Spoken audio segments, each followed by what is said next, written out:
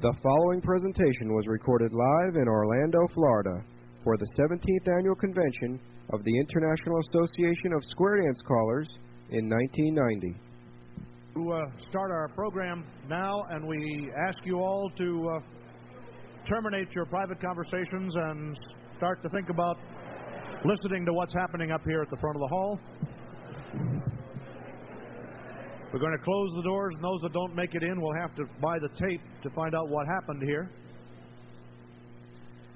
Our session for the second half of this morning is directed at the theme of last year's convention. Those of you who were there in Nashville will remember that the theme was RPM, Recruit, Promote, and Maintain. We came up with a substantial list of ideas and thoughts about how to activate each of those ideas and how to place them into practice. And we all set off full of enthusiasm to recruit, promote, and maintain the activity. The purpose of this session is twofold. One, to ask our speakers to share with you their thoughts and experiences with respect to those goals. And secondly, to solicit from you additional thoughts about how we practice our effort to pursue those goals. We hope that after you have heard from the gentleman on the stage, that you will... Is this a stage or a podium? Podium. One of those. That you will be prepared to come to the microphone. We do ask that if you speak, that you come to the microphone in the center of the floor so that it will end up on the tape. We hope that from this session, both from this side of this microphone and from the floor, we will again have some specific ideas, comments about how the tools that we have prepared and the thoughts that we discussed have helped you in adding to the square dance population. To start off this morning, the next chairman of our organization, who is... Oh, I have to make one announcement first. Sorry about that, Ernie. You'll have to wait. Right after this session, we would like all challenge callers to meet down here in the right front with Ed Foote and Bob Wilson. They are looking for help in timing the Challenge 1 program of calls and will need some assistance. If you're willing and interested, they'd like to meet down here on my right after this session. Now, the first of our speakers, as I said, is next year's chairman of this organization, a gentleman from the other sunny part of the world, California, a man of great wit and wisdom, Ernie Kinney. Thank you, Jim. Thank all of you folks for coming. I'm going to discuss with you things maybe two or threefold. First, regarding our cassette TV commercials that we had. In our area, they have not been successful yet, but that does not mean that we're not still trying. It's hard to get those. We have network stations, we have cables, and we have not been able to get our tapes played on anything thus far except a Spanish station at 1:20 a.m.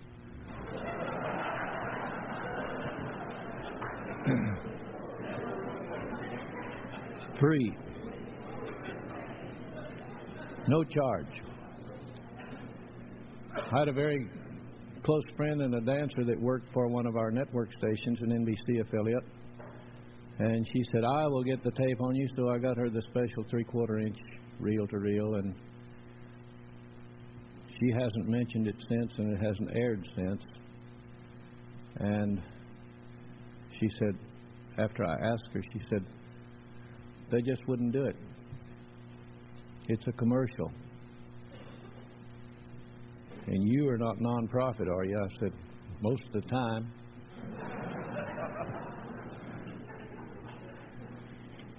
But we're still trying. And if the tape has not been successful in your area, I would suggest that you keep trying, because it is a worthwhile endeavor. According to some of our people, it has worked very well in some areas, and some other areas have mixed emotions, of course.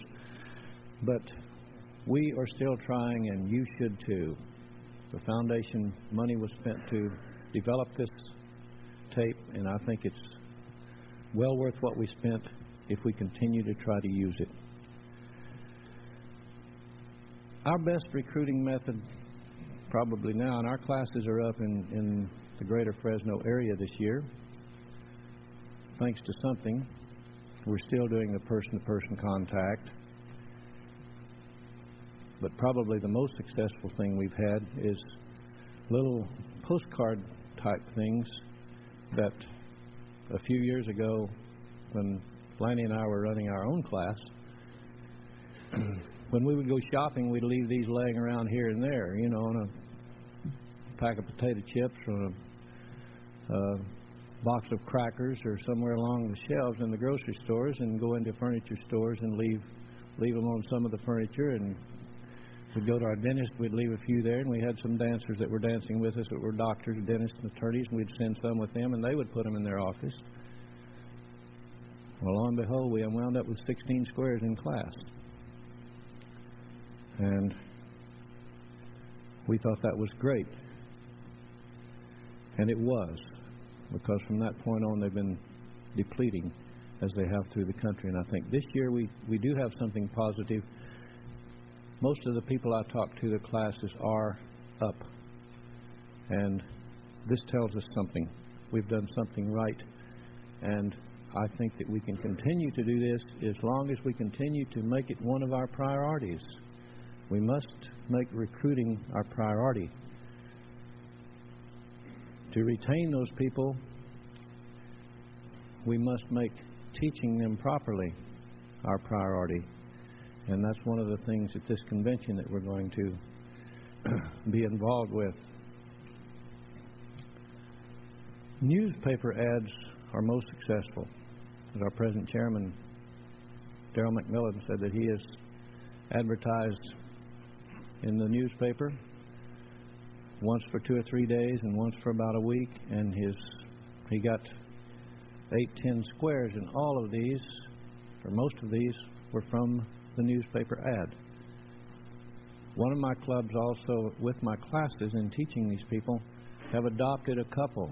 Each club member, not each club member, but some of the club members, each couple has adopted a couple to be their charges through the class. If they're absent, they contact them, say, we missed you last Monday night. We hope neither of you are ill or something like that, and you'll be back next Monday. And this seems to be working because we have the best class in this club right now. I'm teaching classes for 3 clubs, so consequently I don't have time to teach my own class.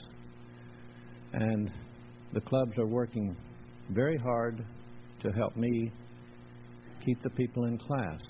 And I think you need this cooperation with your clubs, and strive to keep your clubs from putting these people to work before they get out of class, and try to get them in the club and give them club duties before they get out of class. And let's get them hooked and teach them to square dance, and then let the club have them. But I think it's your responsibility and my responsibility to keep these people under our control until we're ready to turn them over to the club, and then let the club have them. I hope that before this convention's over, we can set some goals for these 90s that will help us to recruit dancers, retain dancers, and promote our activity to its best. Thank you.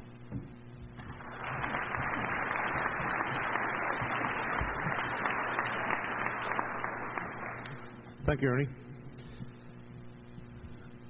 The next gentleman who's going to speak to you is chairman of our accreditation committee. He comes from Loveland, Colorado, and he has been actively involved in pursuing the goals and would like to tell us something about the success or lack thereof. You've had success, haven't you? In that they've had in their area.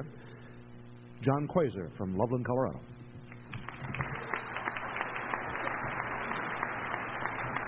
Thank you. The first thing I want to say about recruiting and promoting square dancing is that it's the easiest thing not to do, because it's the hardest thing in the square dance activity today. And we all kind of hope that September will go away sometimes, I think, so that we won't be disappointed. And it'd be nice if we could look forward to September because of the success of the size of our classes. That won't happen if we start promoting square dance lessons in August for September or in December for January. One thing we're striving for in our area is to promote square dancing 12 months a year. It just makes it a lot easier, because once September has gone by, it's gone till next year. And if you don't have a class for 2 or 3 years, you don't have a club in 5. So the one thing you want to remember is to promote square dancing year-round. And the only way you're going to do that is to educate your club members. Now, some of the things that we've done, and it doesn't always work, but you have to lay a plan out. You have to pursue the plan. You have to adjust the plan to make it work. But you have to have a plan. You have to have continuity in your promotion.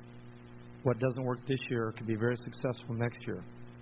So just because it didn't work this first year you ran the video, don't give up on it. And I think a lot of people give up on something if it isn't instantly successful.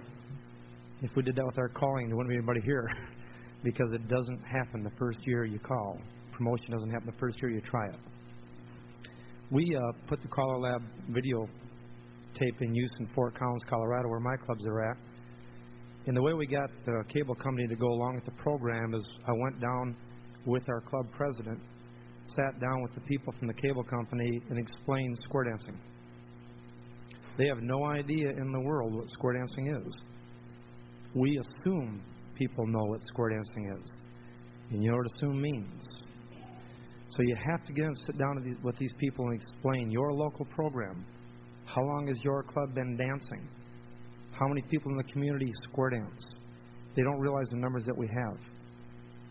I explained to them where the promotional tape came from. I told them about CALLERLAB. I told them about fundraising to generate the money to put this video together. And you just can't walk in and say, we're square dancers, we want you to put this on TV to help us get bigger classes. That doesn't get it. You've got to let them understand. You've got to educate the people at the cable company about the service square dancing does within the community. So don't be afraid to tell them about square dancing. It's, like I've always said, square dancing is one of the best kept secrets in the United States right now. So you have to let people know about it. We had them run this promotional tape starting in June, listing when our square dance lessons began, the location, the time, the name of the club, and 2 phone number contacts. Get all that information on the ad. They were very receptive of the idea. Our tape runs year-round, and what we do after the classes have started, we then insert the name of the club, the night they dance, and for more information on square dancing in your area, call the following phone numbers. Now they're all saying, God, I wonder how this guy did with that tape. We didn't do real well. We didn't get a lot of people from it.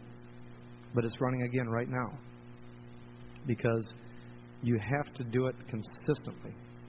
Just because it wasn't overly successful, it wasn't great, we didn't have 100 people coming in saying they saw our ad on TV, that doesn't mean you drop the idea. It won't work unless you use it. Some of the drawbacks to the video is, one, getting it on TV first. Second drawback is it's a public service announcement. Pay ads get the first priority. Then your local public service announcements get their priority with a company that we're working with. then state and national public service announcements get the next priority. The problem is your time slot may not come till 3 in the morning. And we had it fortunate on ESPN, MTV, and one of the local public service channels, and the Weather Channel. But it didn't come in at real good times, but people did see it. We did get phone calls on it. So you're not always going to get the best slots. But not everybody works days, and some people have insomnia, and some people weren't feeling real well, so they sat up that night hoping watching TV would put them to sleep, and they may have spotted your commercial. So you may not get the best times, but stick with it. Once you get the commercial on TV, the problem that, here again, I assumed something that I shouldn't have. You have to educate your club members that if a fellow worker said, gee, I saw something on TV last night about square dancing. This happened. We saw something on TV last night about square dancing. You square dance, don't you? The guy says, yeah.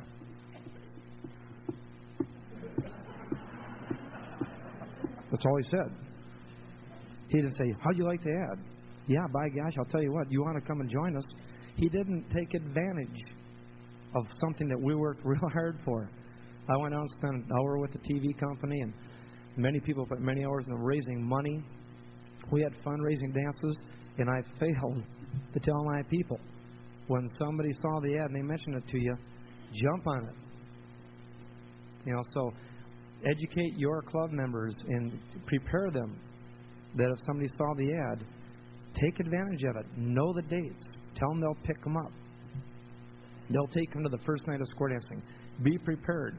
I mean, I think they were shocked because somebody saw the ad and they didn't know how to react to it. So prepare your people to capitalize on it if somebody does see the ad. No matter what promotional material you use, prepare your dancers on how to handle someone asking them about square dancing. Because if they don't, they're going to stand and say, yeah, and you haven't got a dancer. So prepare your people. Educate your dancers on promotion. We're going to do an approach a little different.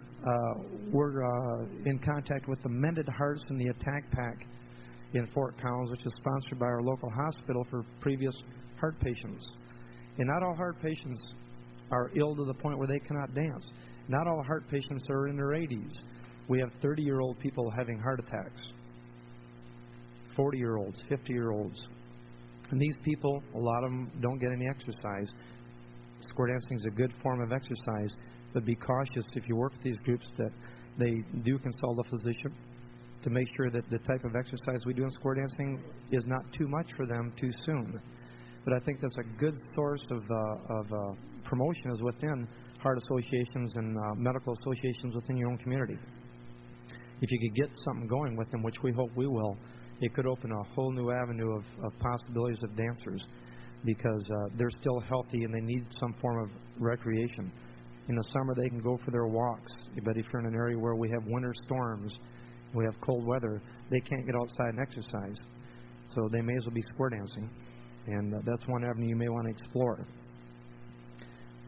We're going to blank and invite companies, like we have the Hewlett-Packard company in our area, the hospital employees along with trying to get into the Heart Association. If you have colleges in your area, you have students, you have faculty, church groups, health clubs. These people are all looking, they're in the physical. And maybe the guy goes out and runs 10 miles a day, but his wife doesn't. Maybe she'd like to say, I'd like to do something we can do together. I don't like to run. I don't even like to walk, but I like to dance. So health clubs is another possibility to get some advertising out at. Welcome wagons, Chamber of Commerce's, they'll all work with you if you come visit with them. We put out flyers at auctions. We have an auctioneer in our group, so he lays out flyers at his auctions about square dancing. Health fairs, like people learn to health fairs. Try to get a booth set up at a health fair. Work within maybe different clubs, combine different clubs sponsoring a booth at a health fair. List your lessons in community calendars. And I'm not talking about listing your calendar, your program on the community calendars September 1st when you're going to start lessons on the 19th. Promote it starting in June. Window displays. My wife was up in the mountains with some people that wanted to go up into some different areas of Colorado, and she went to a little old town up in the mountains of Colorado, and we all have downtowns with empty stores.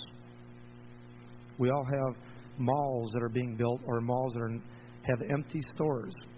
And you all know that every store that sells something in a mall or downtown has a window. In those windows, they put displays in them. Empty stores have empty windows that could use a display on square dancing. Put a mannequins in there dressed in square dance apparel and advertise your lessons in a downtown store. Your nonprofit, find out who's in charge of leasing these stores or who owns the store, get permission and put in some displays. Don't put them in September 1st for September 19th lessons. Put them in all summer. In these empty stores, I think that probably the people in the malls will say, I'd like to see anything in there but a for lease sign. Put that in the corner, get something in the store where people will look and have the lease sign next to it. But don't be afraid to visit with these people. They're businessmen and a lot of them are community oriented and work a community activity. So get with these people. We have Western nights. I know all you guys have an introduction to square dance party to introduce people to the activity and hopefully get them to sign up to come and join your class. One day I was riding down the street and I figured, why can't we get people in the activity?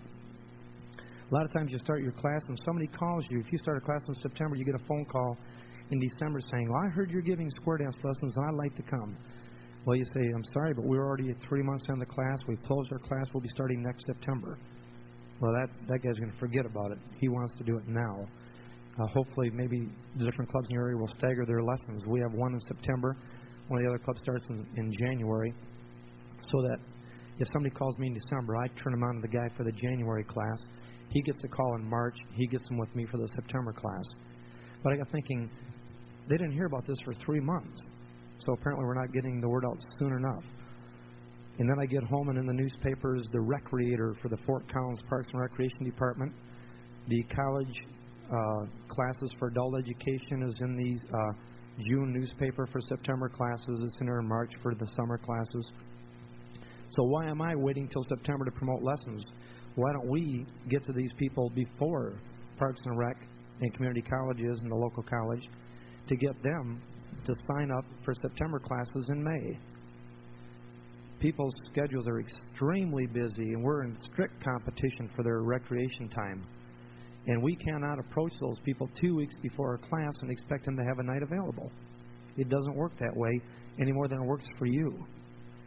So why not do your beginning fun Western party night in May when your new people have just graduated? They're really hot on square dancing. It's the best thing they've ever done in their lives. And all their friends at work heard about their graduation ceremony. They had hats and they got their badge and they got their diploma. These people are turned on to square dancing. Have your beginning first introduction party to square dancing right when those people are at the height of hype. They're loving square dancing. Have your beginner dance in May. If you graduate in April, have your beginner dance in May for your September classes. They're going to get you a lot of people. Through the summer, they're going to get busy. They're going to kind of not dance as much as they were. They've been going every week now for the last 35 weeks. They're tuned to square dancing. Get them now to start promoting for you. Have them start promoting in March for your May dance. Your new people start talking it up a lot. And we're going to have a dance in May now, and we're going to have registration forms available just like they do at the college and just like they do at Parks and Rec. And we're going to let them know that they should pre-register now for the class because we're going to limit it to 10 squares. We haven't had over 5 squares in 10 years. But why tell them that? Why not tell them, hey, 10 squares are all we're going to let in, guys. So I know some of your friends probably couldn't come tonight from work, or you maybe didn't mention it to them because you really didn't know if you like it, and now you're here, you're enjoying yourselves. We have registration forms here you can take with you. Take some back. There's a name and address and a zip code and a phone number in a registration form. Attach a check for $5 to get guaranteed a spot in the class. Take some to your friends. Have them pre-register so they don't shut out. We want them to be here in September. So go upbeat. Don't talk about, well, we only had 2 squares last year. Don't worry, guys. We got plenty of room. Go in with the attitude that you're not going to have enough room. Be positive. It's too easy to talk that it was down. We got to talk that it's up and it's big and it's upcoming. So I think jumping on this sooner is the way you want to go. Don't wait till the last minute.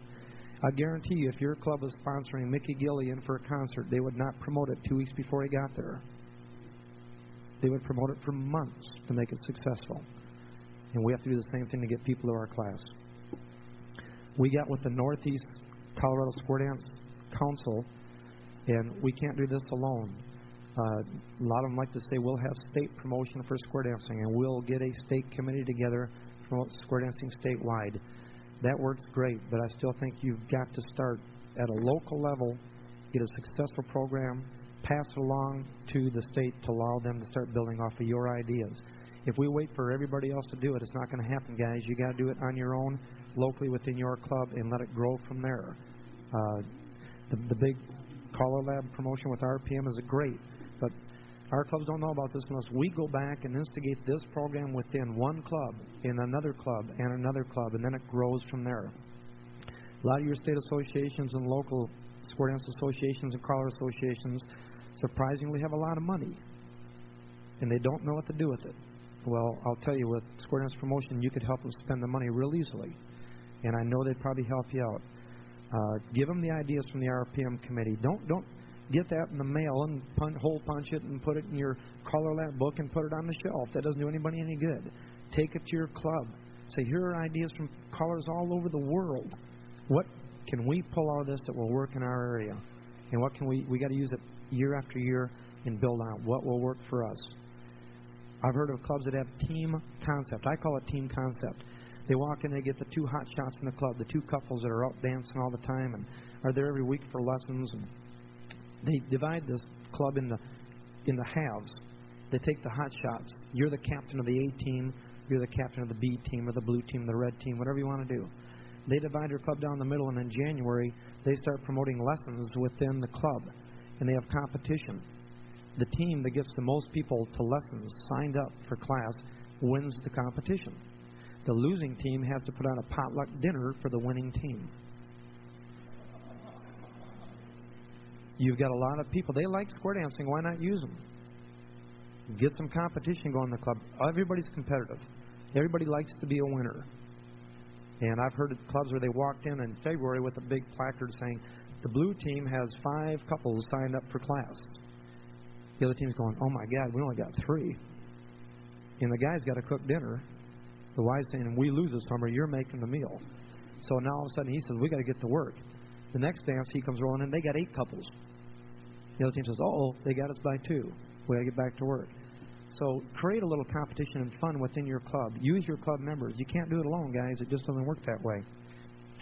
We're going to try to set up some booth at the county and state and I mentioned health fairs. We're going to investigate this possibility. We're going to get articles in the newspaper, community calendar. And, I'm insured by Farmers Insurance Group, and I get the Farmers Insurance Exchange magazine, and they've always got stories in there about different things that are going on around the country. I'm going to give my agent and ask him to submit an article on square dancing, some pictures, and try to put up a nice little article and some photographs to put in the Farmers Exchange. It goes all over. They'll put this stuff in. We just have to ask them. We cannot be quiet about our activity. We can't be humble about square dancing. We have to become aggressive. That's why country swing is so big and ballroom. They're aggressive people. They're all pushing this. And we have to become aggressive. It's just not going to work unless we do. Jerry Junk and I were out last week, and we're down a little town in Kansas, and some people came over and danced with us in Missouri. And this gal was telling us about a singles group they've got in Springfield. And she got on this like a team concept type program, but she generated a $100 gift certificate, wasn't it, Jerry? $100 gift certificate to the couple or person that brought the most people. Then they had second prizes and third prizes, and the prizes decreased in value, and not just cash, but a gift certificate here and free admission to every dance that year for 4th place or whatever it might have been. And then they had door prizes to give the new people, the little drawings and stuff like this. They only danced for about an hour. They just did regular dancing. They did square dancing, real up-tempo, and she really promoted this and got the club members involved with gifts and cash. And what they have, 60 60 people take lessons this year. 30 couples. That's not too bad. And that's the first year they tried it. Next year it'll probably be bigger and better because it worked. Now people are going to go after it. So we have to be smart. We have to think success. We have to educate our club members and the community, the TV station. You have to educate them on what square dancing is all about, how good of a program we've got. And you've got to take these ideas back that everybody's going to give you, and what'll work for you, use it. Not everything's going to work for everybody. So hopefully there's a few ideas there that'll help, guys.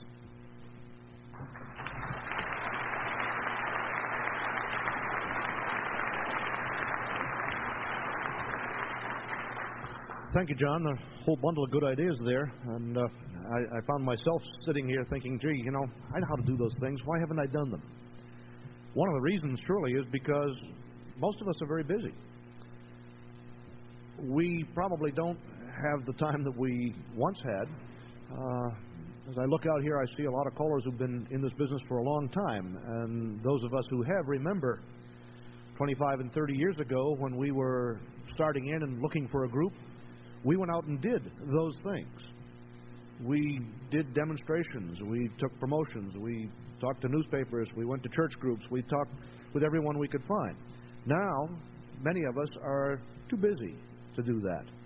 And unless we can provide our clubs with a motivation to undertake that work or do it ourselves, we don't have any reason to expect people to come just because we're here. We'll need to do something active about it.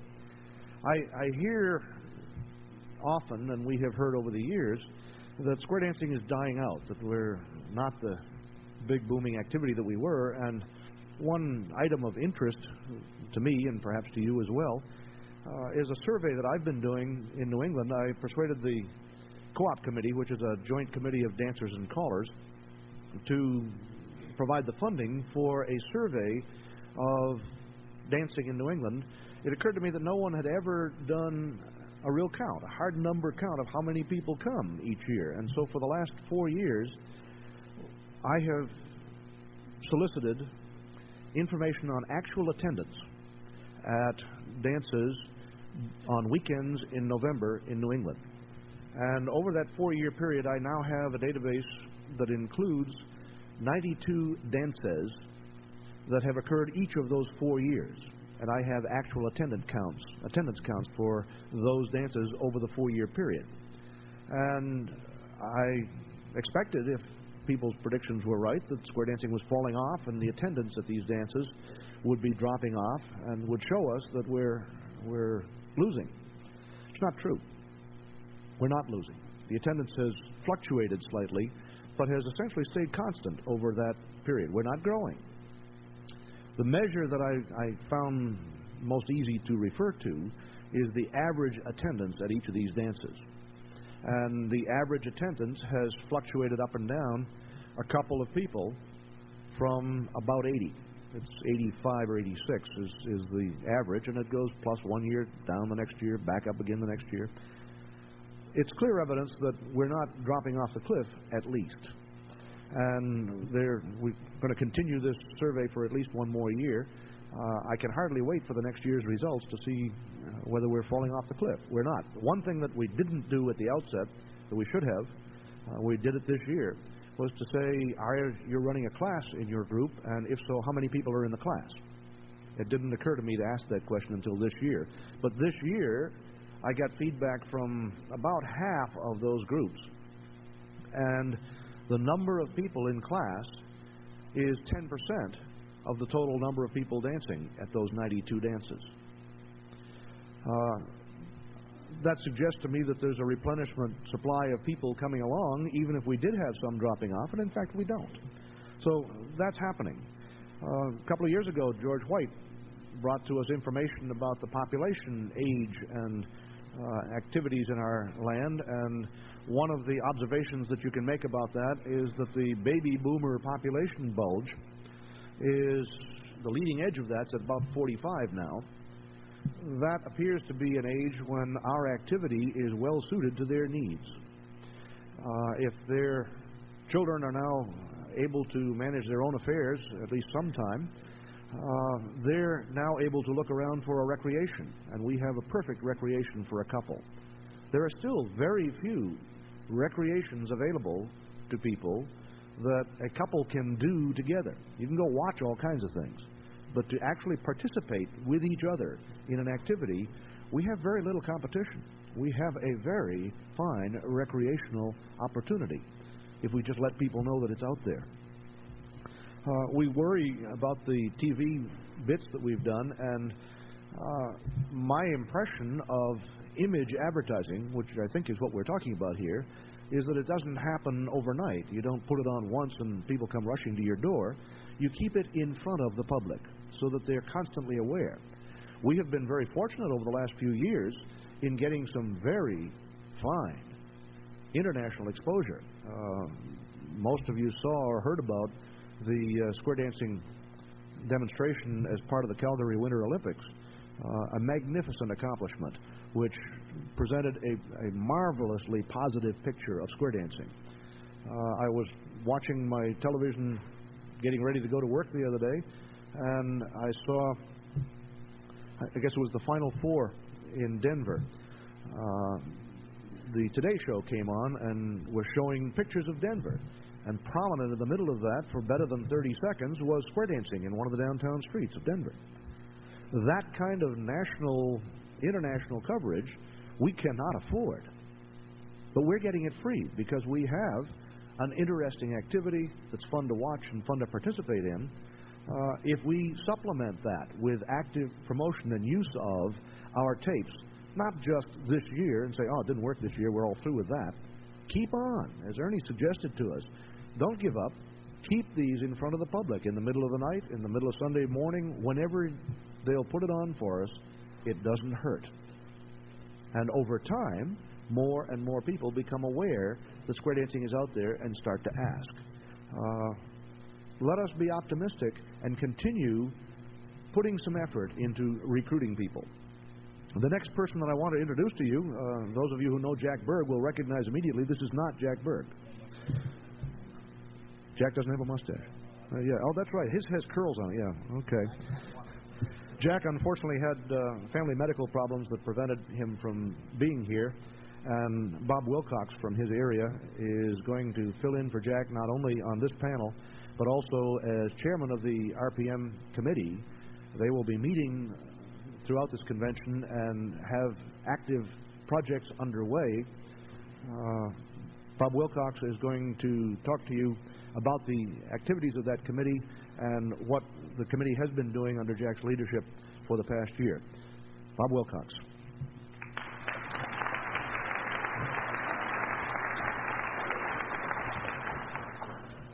During the past year, the RPM committee developed a questionnaire and sent over 300 of them out and got roughly 20% return. The questionnaire was primarily involved.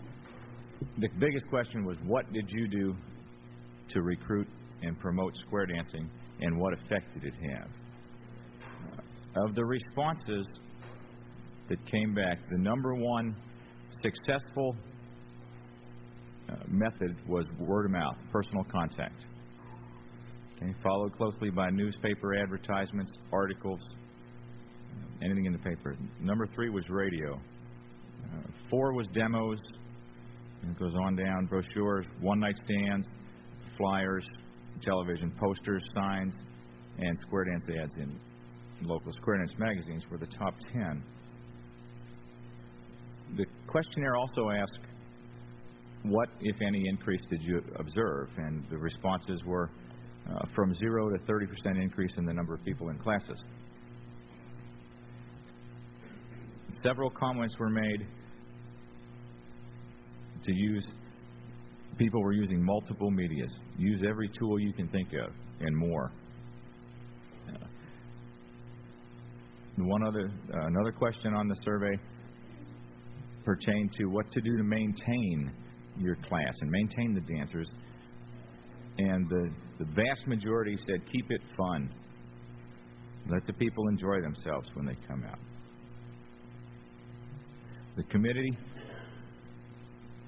for future use is developing brochures for callers, clubs, dancers association, whoever would like to use them. They're currently thinking of a basic brochure targeted to 4 different groups, maybe different covers and stuff, for young couples, empty nesters, and on and on. We've developed 6 radio spots, little 30-second spots to play on a radio station. Those will be available. I'm going to play them tomorrow at the committee meeting. Jack gave me the copy and I brought them down. So anybody that would like to come hear them and more important, provide suggestions so we can see where we need to go. And that's basically Mr. Berg's report.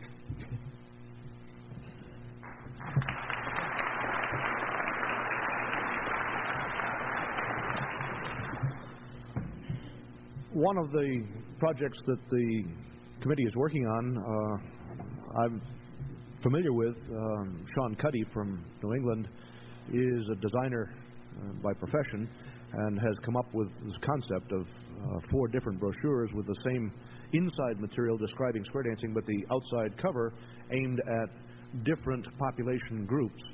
And one of the things that we like to draw on in this activity is the additional talents of our many callers and dancers too, if they're willing to share, and they usually are.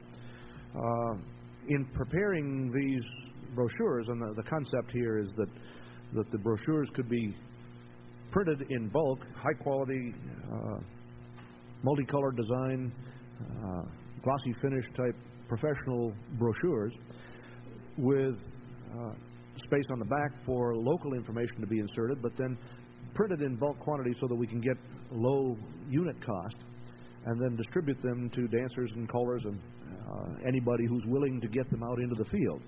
But a missing ingredient in those at the moment is the words that fill in there. I took a crack at writing some of those words myself. I'm not an effective promotional writer. That's an art, that's a talent, that's a profession. And if we have in our membership people who are skilled in that, please come forward, come to the meeting, offer your services. The committee will scoop you in and welcome your participation.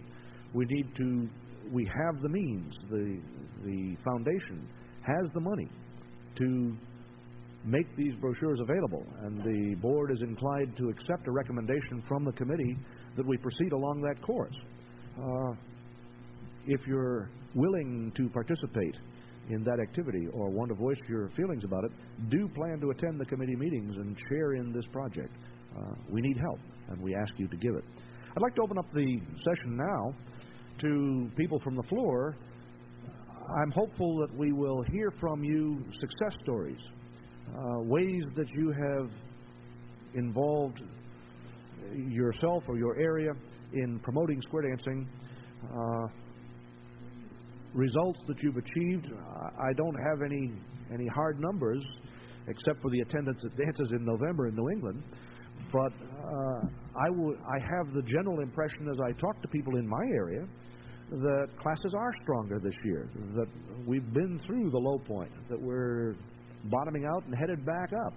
And I'd like to hear from any of you who are willing to contribute information about how you have promoted, how you have used the resources that we've made available, and your successes and failures, if we have to hear about those. Would you start off, each one of you, by identifying yourself and your home area, and then make your comments, and anyone who wishes to contribute to this, please do come to the microphone. We'd like to have open it up to people from the floor. Would you start, please? My name is Dan Koft. I'm from New Jersey.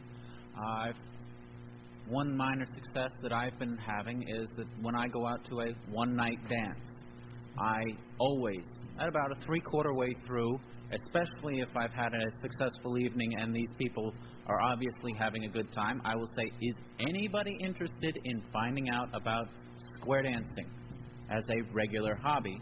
And then put forth a little sheet saying, leave whatever information, name, address, phone number, something, and then I make sure to pass it on to the clubs nearest to them. I don't discriminate. I know I have my own clubs, but I find where they are, put them in touch with the clubs nearest them, not just one, but 2 or 3, so that they will be getting information about clubs. And I have seen people who said, "Oh, hi, remember me from the dance?" So I know I have succeeded. Do you get many people that come and speak to you as a result of these? I normally, if I've got a one-nighter dance and I've got about, an estimate of about 40 or 50 people there, I would say I usually get 4 or 5, about 10% of the people. That's a pretty good response. Thank you. Betsy Gata, also from New Jersey, and I'm going to address the idea of retention with some projects that the Square Dance Council of New Jersey has been underwriting. We had, there were 2 projects we underwrote for the last 2 years. One is a student newsletter. Periodically, you hear people say to the dancers, well, when you're in club, you get this, and you get a newsletter, and you get this, and when you're in club, when you become a part of the Square Dance picture. The idea was to bring them into a part of the Square Dance picture as soon as they started.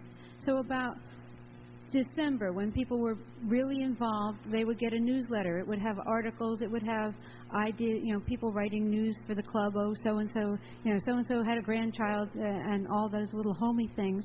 It was so well received that there are now 2 areas doing it, and people are talking of doing more. We don't have any hard figures as to retention, but the students gave feedback that it was a real accomplishment.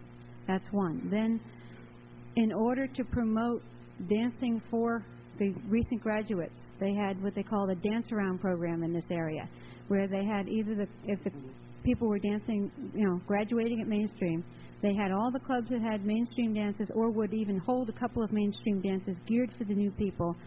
There were tickets issued to the class members. They would then use that ticket as a free entry to the dance, and the club was reimbursed by the Square Dance Council for how many tickets they had returned in. The third thing that I've heard that it's not a council project, it's just things that clubs have been sponsoring, is they're visiting among classes, like clubs raid each other, a banner raid, or they'll go visit. What the people are now doing is taking people out to visit as a class, from one class to another. And we also have a lot of dances that are geared for students in our area. Thank you. Walt Cooley, Pacific Grove, California, which for those of you who don't know where that is, Monterey, south of San Francisco. Several things I wanted to throw out. One, the Santa Clara Valley Callers Association, of which I'm a member, has just started something, and we don't know yet. Like everything else, you try it and you've got to give it time. We don't know what's working or what's not working. But with our Dancers Association, we hired and had put together some nice bumper stickers. We paid for a single telephone line at a local dance store and have some simple bumper stickers which are easy to read. They say, "Learn to square dance," and it gives that one number right here. And it's not complicated. There's not a lot of words there because you can't put many words on a bumper sticker. But there's a phone number. And then the dance store then takes those calls, and we haven't got many yet. We're waiting to see what happens. And they'll just farm them out to, where do you live? Here's a club in your area. 2 other things that we're working on, and this I've been working on with a couple of my clubs, is the videotapes. We found a great use for the videotapes. We paid a local guy who puts together television commercials to take the videotape, add our words which say, to learn more about square dancing, call such and such, and string them together into a long play, continuous videotape.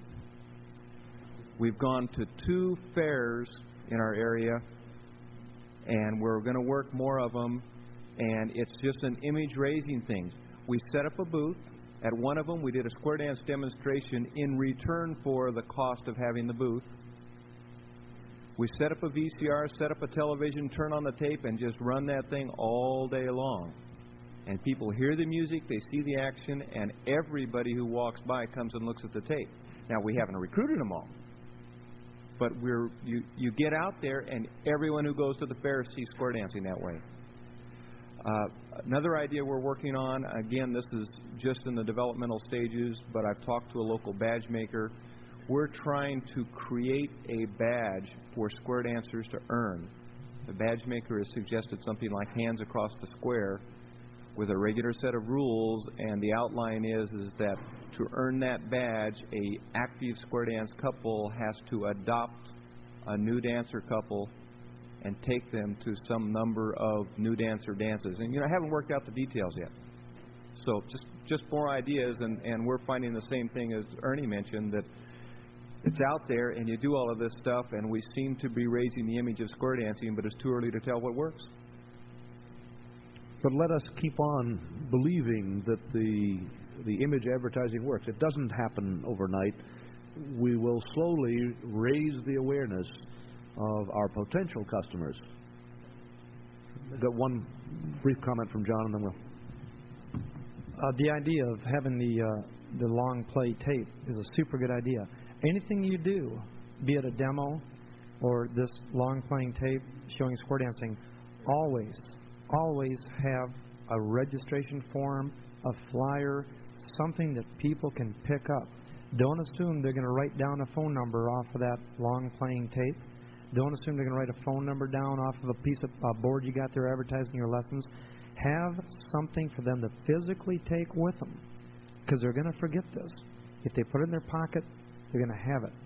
Don't go to all the effort and then drop the ball by not having a handout there. Good point. Yes. Steve Foreman from Staten Island, New York.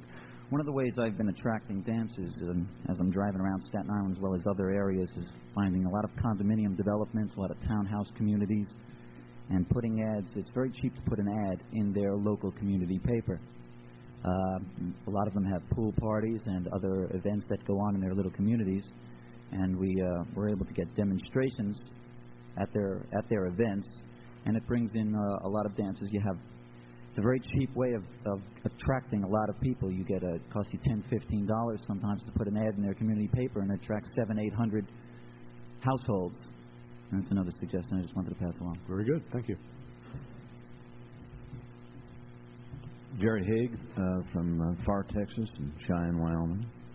In Texas, we tried a different concept on beginner classes down there because nobody was really having a lot of success in attracting their own classes. So we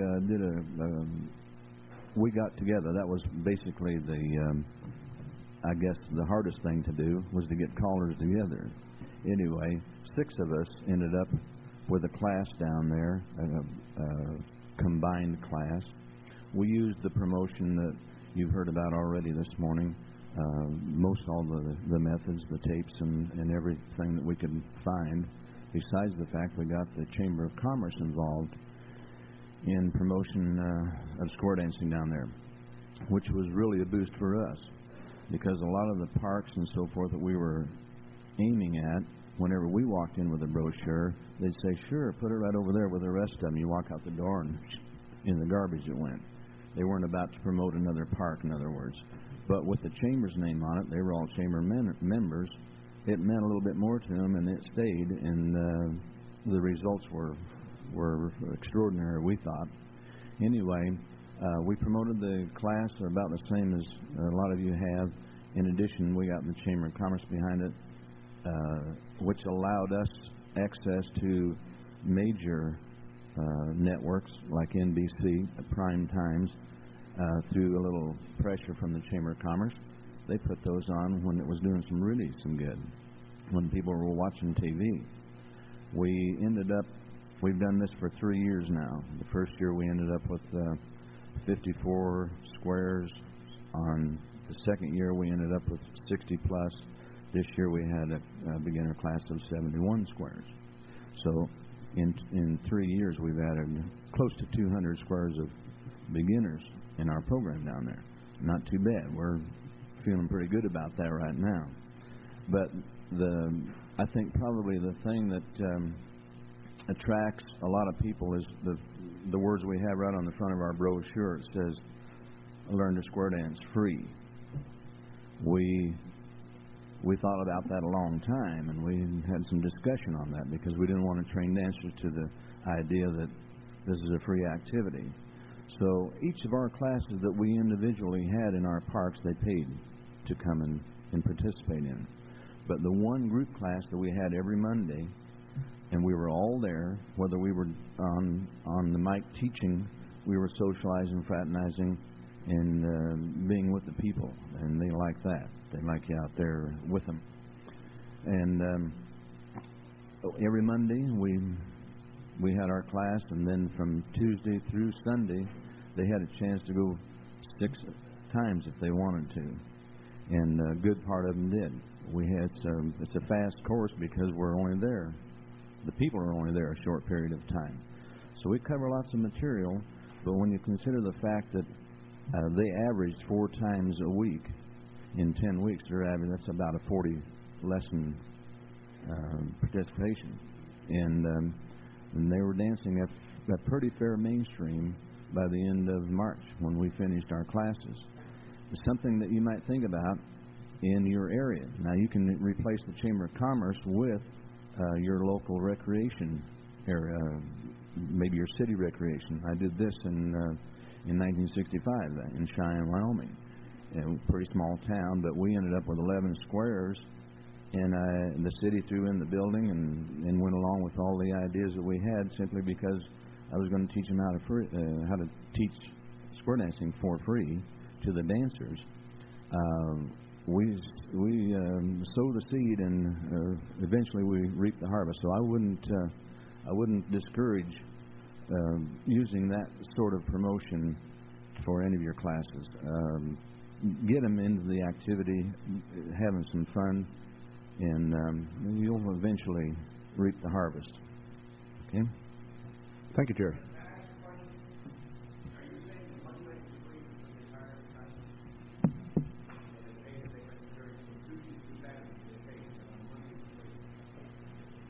It certainly is a unique area and environment in which to do that, but the message is clear. Recruiting works. You have copies of the brochures if people want to get them. Thank you, Jerry. Yes. I'm Yona Chalk from Rockville, Maryland, which is in the Washington, D.C. area. I returned to the Washington, D.C. area after 6 years abroad calling in Holland and discovered that it was totally saturated with Western square dance callers. There were 5 teaching for our local recreation council, or 5 classes offered. So I offered a course in traditional American squares and contras. Most of their classes did not go this time because they didn't get the minimum requirement of 10 people registered. Mine has been going 3 times this year. We've become involved in the traditional dance program in the Washington, D.C. area and discovered that there are more of them than there are of us. If you're looking for dancers, to recruit dancers, my suggestion is look where the people are dancing. In the international folk dancing area, people don't drop out. If they get tired of doing Israeli, they go do Albanian for a while and come back to Israeli at the big festivals. But they don't drop out. We have a lot of dropouts in square dancing because of physical health or time commitments or job commitments. They could very easily drop over to the traditional dancing and then drop back to modern Western when they've got their feet under them again or they've got their time back or whatever. I suggest that you all look in your local area, and I think you will be surprised to find out that there's traditional dancing going on all around you. They are just as invisible as we are to the general public, but if you make an effort to check with your local folk festivals or whatever, they're there. And that is a terrific place to dance people who are already dancing, or to recruit people, rather, who are already dancing and get them into modern Western square dancing. And it's a good place to tell your dancers to go when they can't keep up anymore for whatever reason with the modern square dancing. By offering courses through my local community rec council, square dancing is advertised in their 3 times a year or 4 times a year recreation register, which goes to 40,000 homes. I have given permission to the rec council to give out my home telephone number, and I get lots of calls for one-night stands. And I find that we get a lot of dancers coming into the program from having had fun at a one-night stand. So that's another possibility for recruiting. Thank you very much. Let me interject my own personal prejudice on top of this one. We in New England, I know, have an active traditional dance program also. Tony Park runs a Monday night program that my sources tell me has to close the doors, particularly during the summertime. They exceed the 18 square capacity of the hall on Monday nights regularly. I think that we might all give some consideration to the message that's contained there. Traditional dancing does not offer the choreographic variety and challenge that we take for granted, but it is nevertheless fun and appeals to a large number of people. Shall I modify that and say a different kind of choreographic challenge?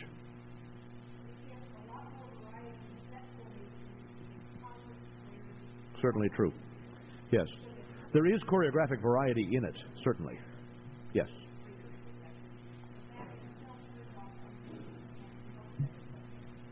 Absolutely true. Note also that we have, within CALLERLAB, developed the community dance program, which offers the potential for a similar appeal.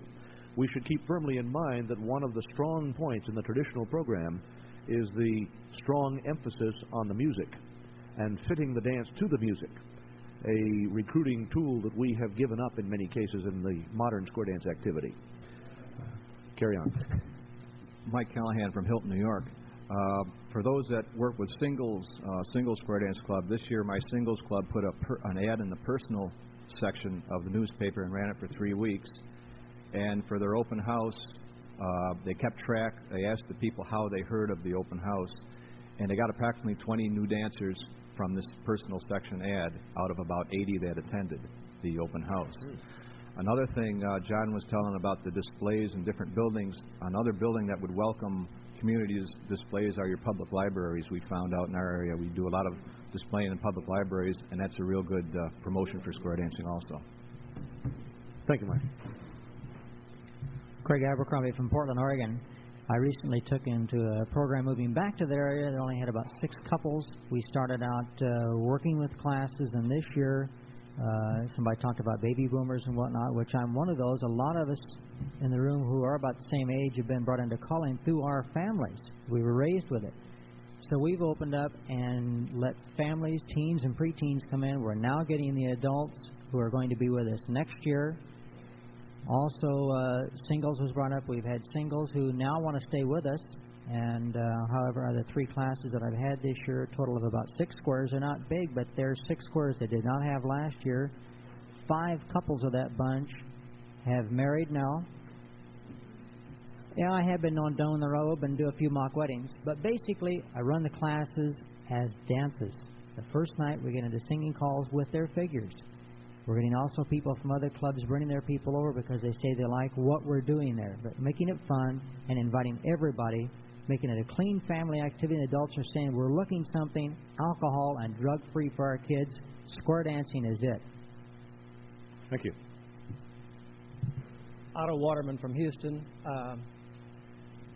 Jack Berg and I have been in communication with each other. I use the CALLERLAB tapes, but to give you a short story, I'm the publicity director for the Houston Square and Round Dance Council. And I took this non-paying job and decided that we needed to do something about our activity in Houston as it pertained to recruiting and also retaining. And I used the tapes with the first talk show on cable television. In July, we produced a 30-minute talk show that was shown 2 weeks before our September lesson started. I also used newspapers and I used radio. The CALLERLAB tape was only used by a CBS affiliate at 2 o'clock in the morning, Ernie. And 4 women called. Out of the program that we started in August, the first week of August, we ended up with 132 calls. People wanting to take lessons. Now, it doesn't sound like a whole lot, but that's 30-something squares of dancers. And these were new people that we can attribute directly to the phone number being on the TV. Let me tell you, I then went and started doing television productions. The whole month of September, I went to a school on learning how to do television productions. We've produced 6 30-minute full TV shows on square dancing, showing teen square dancing, elementary school education, senior square dancing, 87-year-old people dancing. We've shown round dancing, the singles, and exhibition dancing. We've produced 2 one-hour shows, one that John Jones has a copy of, It was a first go at it. It was, I thought, very amateurish on my part. The second one was the Texas Singles Roundup, which showed country western dancing, square dancing, and rounds all in 1 hour show with 2 round dance cuers, a country western teacher, and 3 callers. Are any of these available for general purpose use, and would they be available to CALLERLAB to They would supplement? be available if you picked up the grant. Let me explain something about access channels. Access channels are in major market areas, and you as an individual can join an access network and become a producer. It only costs you about $50 to $75 a year. You then have to go through their classes to learn how to do it and use their equipment. And then they give you, for a 30-minute television show, they give you a $2,000 grant. Out of that grant, you pay back, you use up your grant as you use their equipment. And John will tell you, I walked in, I had $20,000 in camera gear and lights. That's their equipment. I used a studio with $50,000 worth of gear at $50 an hour against a grant. In other words, all these shows that we put on cost us $0, because when I turn in a 30-minute show and I only used $800 of the grant, my grant's wiped. It didn't cost me anything. The only thing it cost me is 3/4-inch camcorder tape and 3/4-inch production tape. But the studio then owns the tape, and they own the tape. But okay. if it only costs you $800 for a 30-minute show, can you imagine the distribution on that $800? Mm-hmm. And we put on a total of 8 shows, and the phones are ringing off the wall. I'm going to give you another little hint about the telephone number on TV, because I'm sitting in one edit suite, and there's an evangelist in another edit suite. And if they know what's going on, these guys know how to promote. Every minute, your phone number has got to appear at the bottom of your scene. And it's got to appear for 10 minutes. The CALLERLAB tape, this is a critique, only gave you 5 seconds for a phone number at the end. That phone number has to run the full 30 seconds, or it has to run the full 1 minute. Otherwise, people don't remember the number, and they don't have the opportunity to write it down. It has got to run the full length of the tape. We receive a phone call a day, every day. 75 squares of square dancers have entered into the program in Houston. Super. Thank you very much.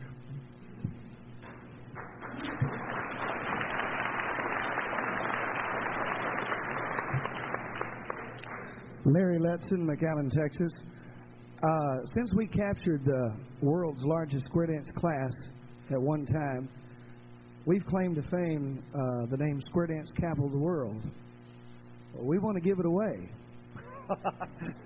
and let somebody else have a chance at it. So it's a challenge. A man just told me about an area just produced 75 squares in a possible period of time. It's a challenge to say anybody that can produce over 71 squares of beginners in 1 year's time, you got claim to fame, Square Dance Capital of the World. Super. Fair enough.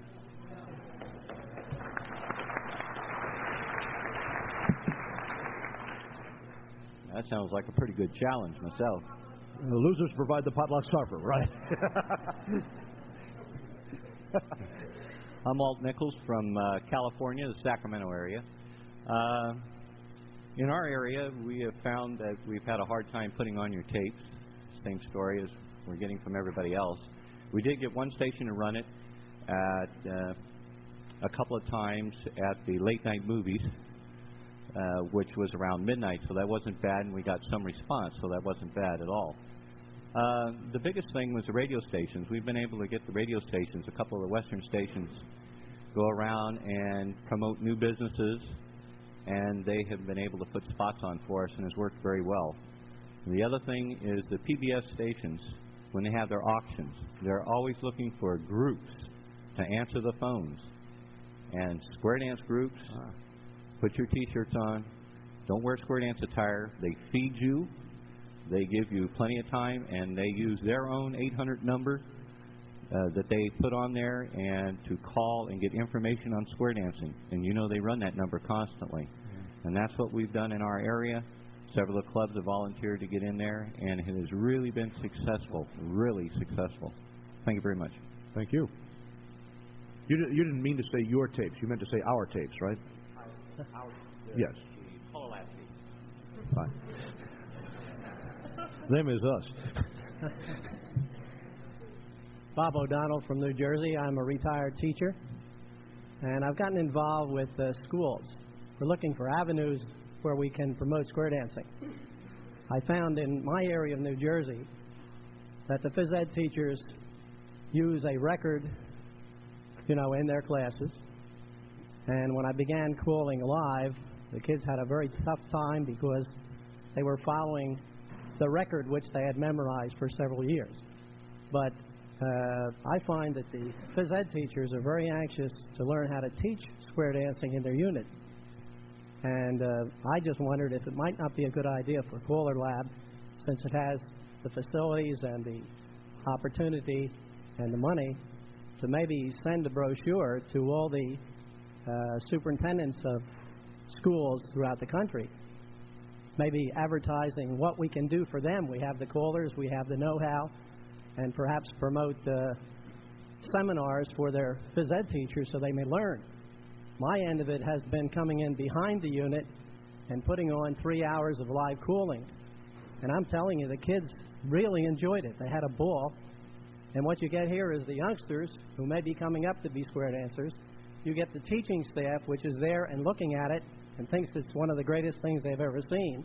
And then the youngsters go home to their parents and say, guess what I did today? I did square dancing with a live cooler, and I had a lot of fun. Perhaps that's an avenue. Thank you. You may not realize it, but you just joined the Education Committee. Ernie has your name.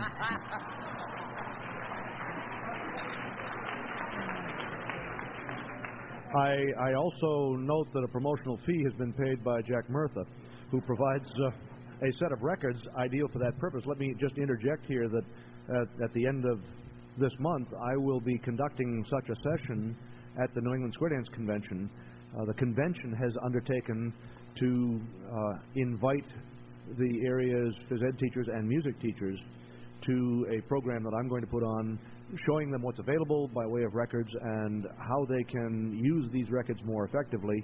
I also know that the Santa Clara Association in California has been doing this for a number of years, and also Sacramento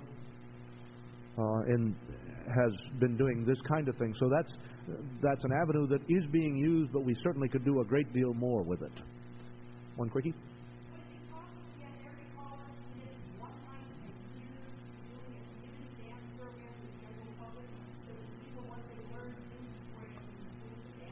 Wouldn't it be wonderful? Yes. Her suggestion was that we get every caller to commit to one night to provide a public dance for the non-dancers, whether we call it community dance program or whatever, an evening that the people who've learned in schools or have heard about it or would like to be interested could attend and enjoy.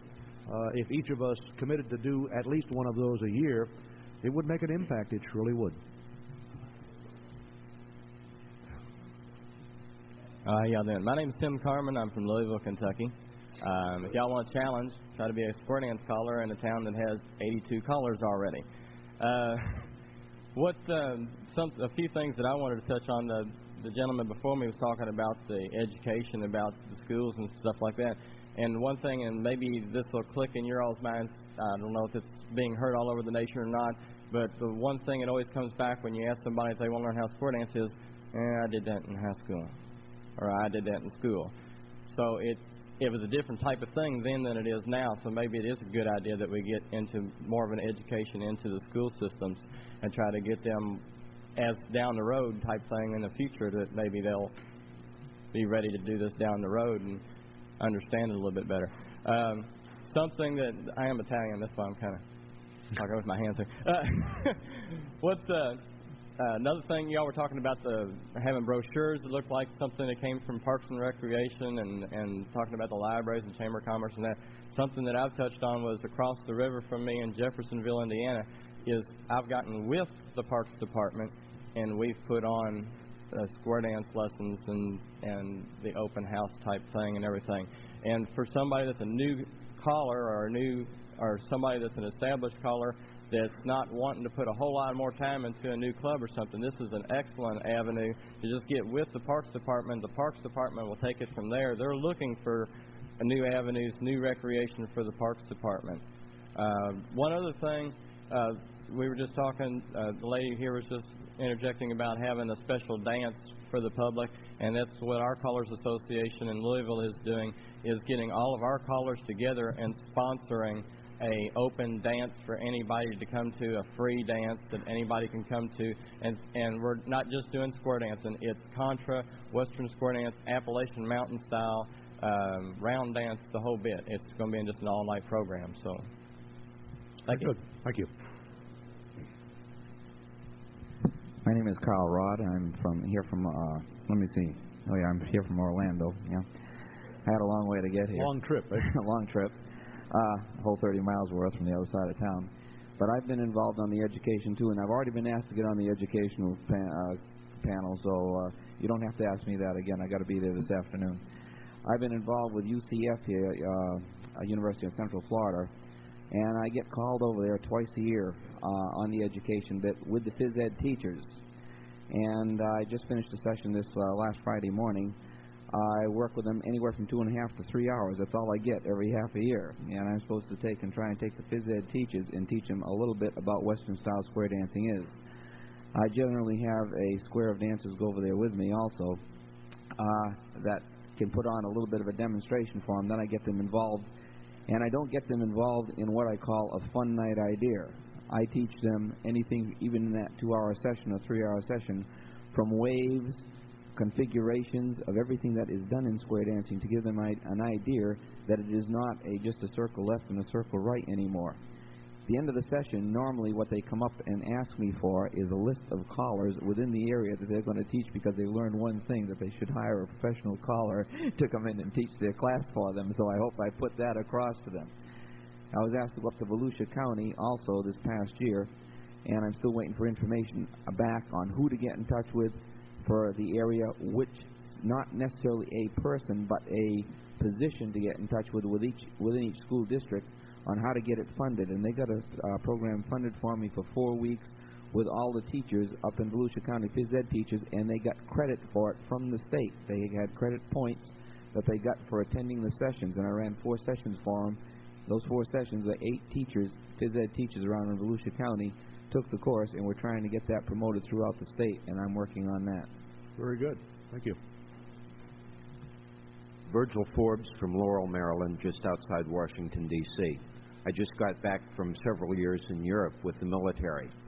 Something that we did with moderate success was to work through groups already established. I was doing market segmentation, selling square dance only to 1 or 2 segments. I worked very successfully through the chapel, selling it as a family activity, de-emphasizing alcohol.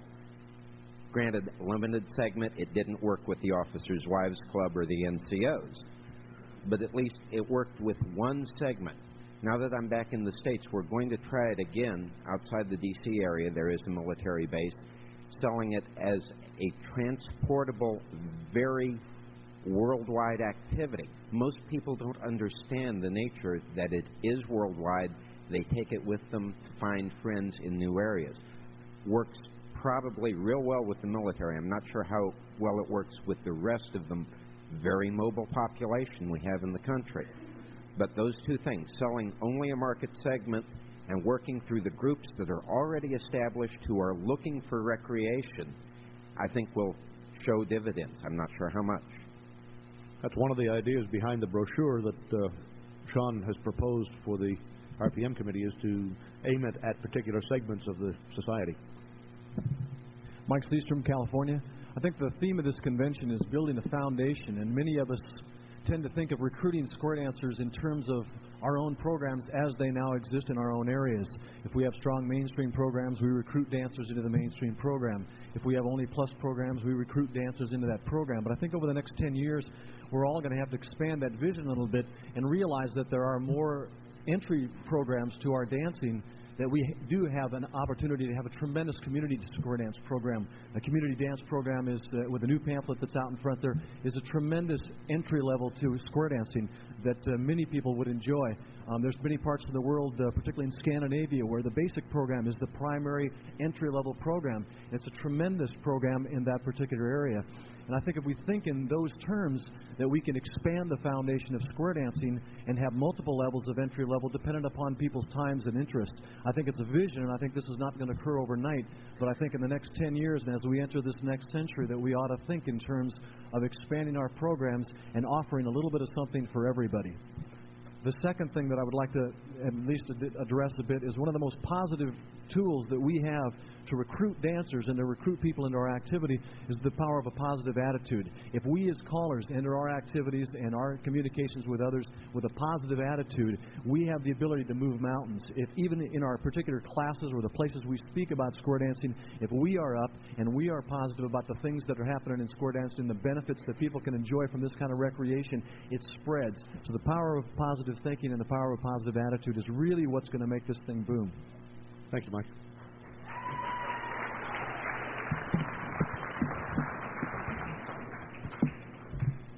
I'm Catherine Higgins from the Washington area, representing as PR person for the National Capital Area Square Dance Leaders Association. We have established a number, a metro number, take this number down, 758-4050. That metro number can be used. We're putting this out to all the tourist bureaus, tourist information centers, hotels. Anybody coming into Washington will get this number if we can get it to them.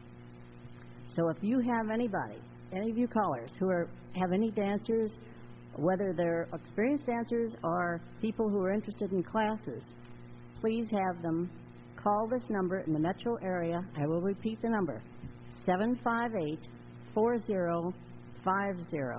It's answered 24 hours a day. I mean, it's in effect 24 hours a day. We will return the calls. That's an increasing idea. Another thought that's been discussed by CALLERLAB is the notion of an 800 number. Note that in New England we already have an 800 number operating. It's been operating for better than a year, 1-800-DO-CI-DO, and that will get you on a list to get information about square dance classes. It's a recruiting number. It's not to find out about square dancing in the area, about where the dances are. It's a number that gets you contacted by the square dance community. Already in existence, operating. We're getting calls on it. It is working. Yes. Bill Donahue from California. Three other possibilities possibly that we might consider. We are conducting a in-school program for an adult program, adult education, and it is a guaranteed return. We have a book that goes out that's sponsored and paid for by the school itself, which goes out to the complete city, which is like 250,000 people. Free advertising for 250,000 circulation, and it shows not only in addition to all the other programs, but the square dance program, which is a 12-week program. This in itself is a short program, but it occurs 3 times a year. We can take a 12-week program, start another class in January using the original September class as angels and bring them people in. Then in June, start another class and bring those people in, the second class in as angels. So we have a continuous program of 12 weeks. Each program progresses so that at the end of the year we have a good foundation for square dance clubs that they can enter into. Another thing that we also do, we put a little yellow page classified ad in the yellow page in our area. I pay for it personally. It costs me about $5 or $6 a month. This gets response for one-night parties, extra people who come in and would like to continue on and learn how to square dance. We can then tell them where to go or possibly have our own classes. We can bring people in And in order to keep them, we have to have another source of, like a hall space, which we have. So after they learn basics, they can then come to another place that we have and continue on. So I think there's a lot of possibilities. Another gentleman was saying, how can we have classes like once a year? Why not have what we call a exhilarated class once a week, Saturday and Sunday? We could bring people in for like a community program in 2 days. We've done. Thank you very much. We're going to have to cut it off. Okay. Anyway, those are possibilities. Thank you. Thank you again. We have had a number of good ideas today. As I listen to this, I compare it with last year. And last year we were sort of tentative, poking around, saying, well, we might do these things. This morning we have heard not about things we might do, things that have been done. And, in fact, they're working. I think there's a tone of optimism here. And in the tape for this thing, there's plenty of plans and ideas for how you can promote square dancing. I see a turnaround. Let's by all means go with it. Lunch is in the room beyond the exhibit area. There's a smoking and a non-smoking area. Enjoy, and thank you for your participation this morning.